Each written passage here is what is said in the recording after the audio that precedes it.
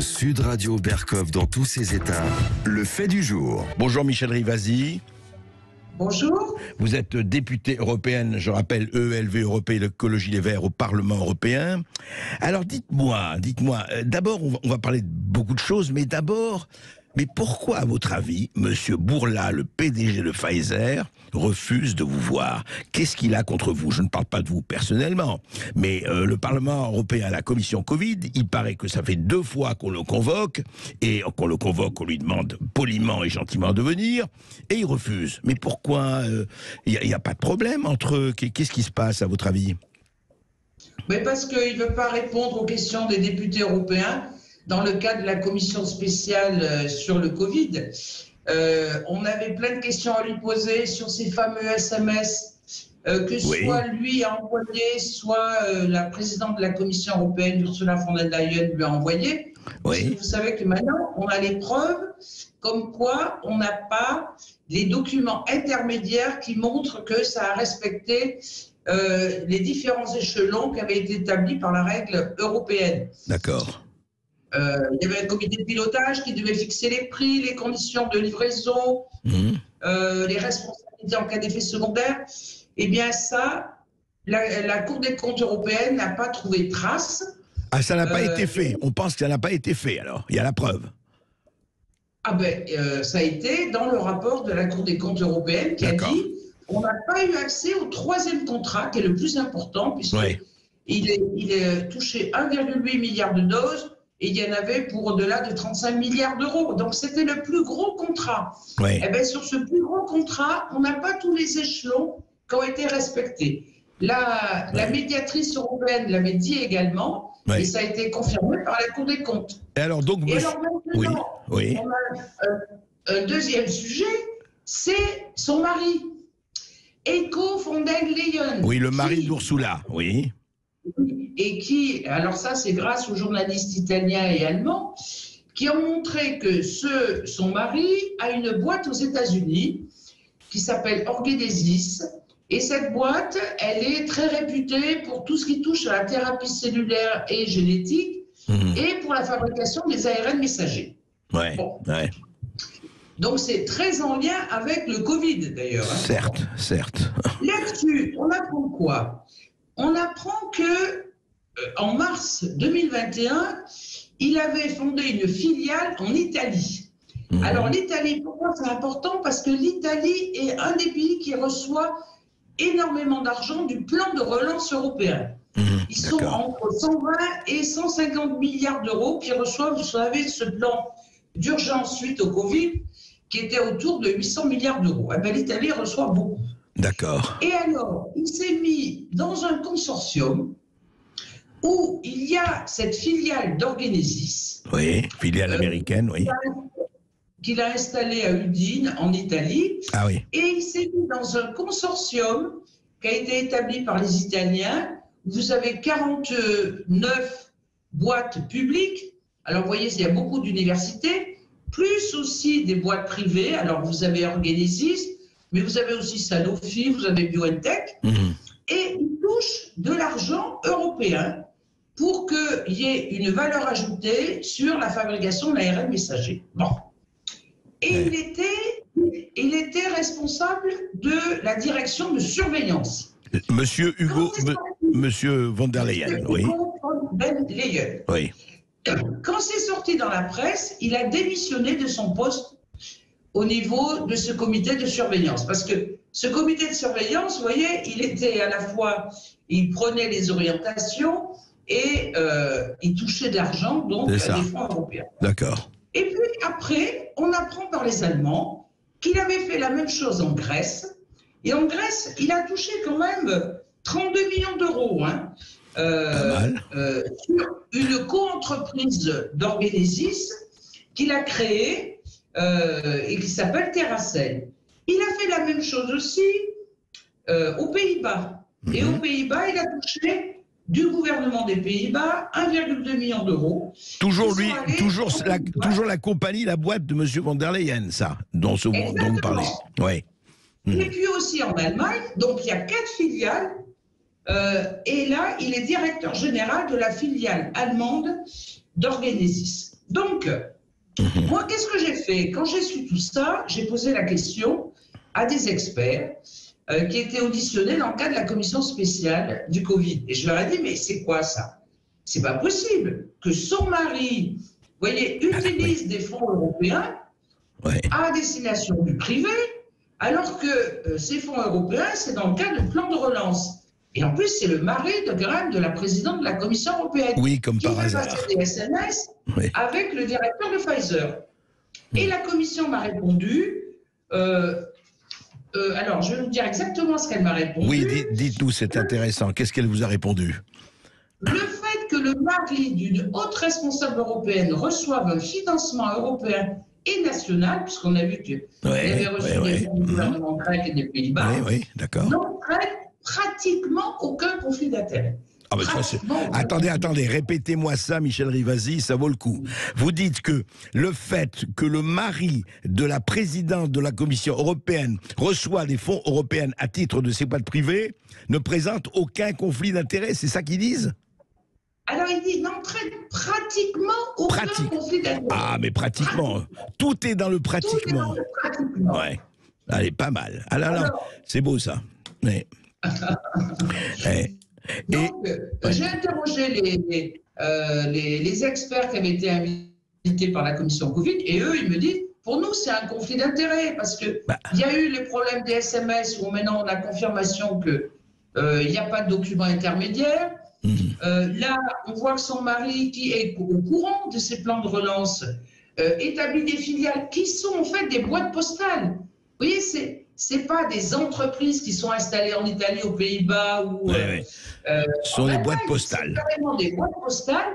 Et donc pour moi, c'est du détournement d'argent public. Oui, en tout cas, c'est étonnant. Qui fabrique des ARN messagers, elle est aux États-Unis.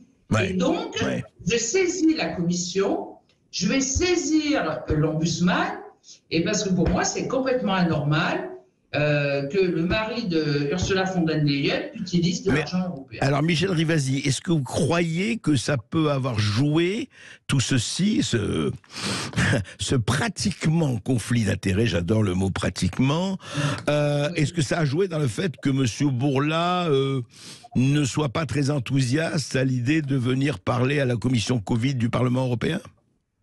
Ah ben, je pense que oui, ça lui déplaît. Et puis vous voyez qu'il y a une notion d'élite. Vous avez la présidente de la Commission européenne qui est très proche de M. Bourla. On l'a vu à plusieurs reprises remettre un prix à M. Bourla. Son mari doit être très proche de M. Bourla puisque lui-même fabrique des ARN messagers. Et donc tout ce petit monde se protège et ne veut pas rendre des comptes au niveau du Parlement européen. Donc moi, ce que j'ai proposé à la Commission Covid, c'est que Pfizer soit interdit de rentrer au niveau du Parlement européen. On avait fait pareil pour Monsanto à l'époque, dans le cadre de la commission spéciale PEST. Le président de Monsanto n'a pas voulu être auditionné par les députés européens. Eh bien, ils n'ont plus eu accès au Parlement européen. Eh bien, on va faire la même chose au niveau de Pfizer. Ils se mettent au-dessus des députés européens qui votent un budget. Eh bien, ils sont exclus du Parlement européen. C'est le minimum qu'on peut faire. Et puis, je continue et je demande à d'autres députés de me suivre pour que le conflit d'intérêts soit manifeste et que M. Eco von der Leyen ne puisse pas bénéficier des fonds européens. Enfin, c'est incroyable, ça. Mais écoutez, en tout cas, il y a quelque chose. Vous êtes appuyé, Michel Rivasi, par l'opposition britannique. Vous avez sans doute entendu parler de ça il y a quelques jours.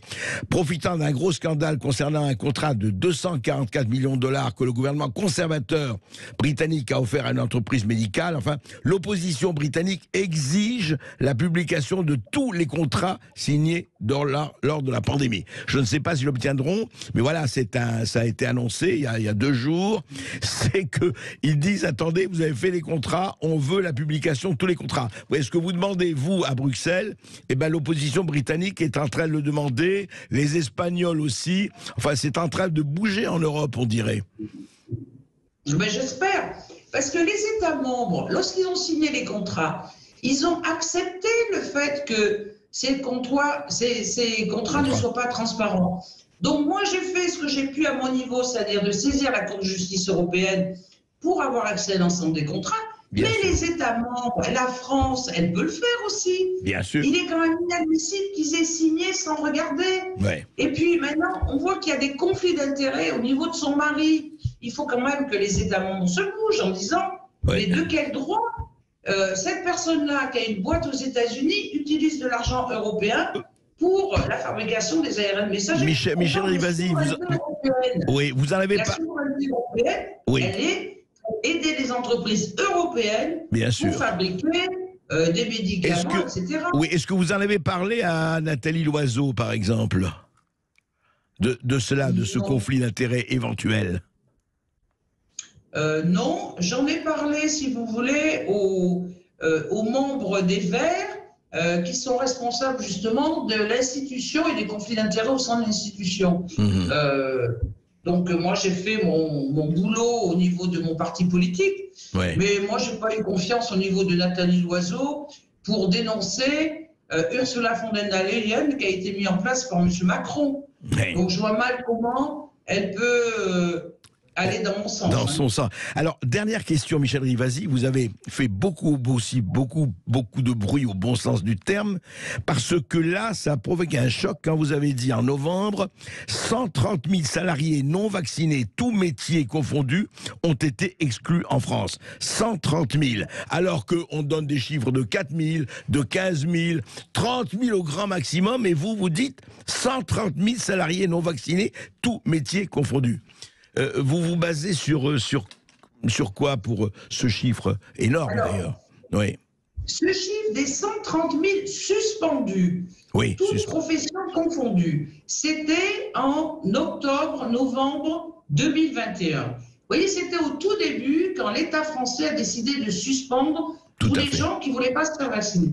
Là-dedans, il y a bien sûr les infirmières, il y a les aides-soignantes, il y a le personnel technique, il y a les pompiers, il y a les gendarmes. Donc tous ces gens-là, avec les syndicats, je me suis rapprochée des syndicats, on a fait une évaluation à la louche de la quantité de gens suspendus. Maintenant, les gens demandent la réintégration de ce personnel suspendu. Tout à fait. Mais c'est sûr que c'est plus 130 000, puisque là, il y a eu des gens qui ont démissionné, il y a eu des gens qui ont trouvé un autre boulot, il y a eu des gens qui ont pris le Covid et donc qui ont été réintégrés parce qu'ils avaient l'immunité, etc., etc. Et alors, ce qui est surprenant, c'est que quand on demande combien de gens maintenant il reste, vous voyez, tous ces gens qui sont suspendus et qui sont encore suspendus à l'heure actuelle, ça représente combien? Vous savez, le ministère de la Santé qui dit c'est 1050 personnes, on lui dit d'où viennent ces chiffres? Et vous avez d'autres personnes qui disent c'est 4000 personnes. Mais personne avance les sources. Moi, je demande à ce que dans les hôpitaux, puisqu'il y a eu des gens suspendus dans les hôpitaux, combien de gens, dans la partie administrative, infirmière, etc., ont été suspendus et qu'est-ce qu'ils sont devenus ces gens-là? Bien sûr. Est-ce qu'ils sont prêts à revenir? Alors là, après, on me dit, ah ben il y a eu un sondage qui montre que plus de 60% de la population française veulent la réintégration de ce personnel suspendu. Mais on me dit en contrepartie, le personnel médical ne veut pas qu'il revienne. Eh bien, il y a un sondage qui a été fait en Angleterre, précis, donne les chiffres et qui dit, mais bien sûr que oui, il n'y a que 1 ou 2% de personnel médical qui ne veulent pas qu'il revienne. Mais vu la situation dans les hôpitaux en France, il faut absolument que ces gens qui veulent revenir au niveau des hôpitaux, ils puissent le faire et qu'on améliore leurs conditions de travail. Vous voyez, c'est quand même fou en France. Il y a des chiffres qui sont annoncés quand on dit les preuves. Moi, je vous dis, les 130 000, c'est des documents qui m'ont été fournis par les syndicats et qui ont fait une évaluation entre la quantité d'infirmières qui existent en France, d'aides-soignants, de techniciens d'administration. Vous voyez, de pompiers, etc. Non, mais ça rétablit les choses. C'est plus que j'ai avancé 130 000. Mais bien sûr, ce n'est pas la situation actuelle. Mais la situation actuelle, quand on demande officiellement d'où ils sortent ces 1050 ou ces 4000, elle reste opaque. Elle reste opaque. Merci beaucoup, Michel Rivasi. Merci de toutes ces précisions et on va suivre. Et dès que Bourla va s'annoncer à l'horizon, on vous prévient. On vous promet, on vous prévient, parce qu'il est hors de question que M. Bourla vienne au Parlement européen sans que Michel Rivasi y soit. et lui pose des questions. Merci. En tout cas, s'il ne vient pas, on ne veut plus voir Pfizer au Parlement européen. Voilà, d'accord. Eh bien, écoutez, c'est entendu. Interdits. C'est transmis.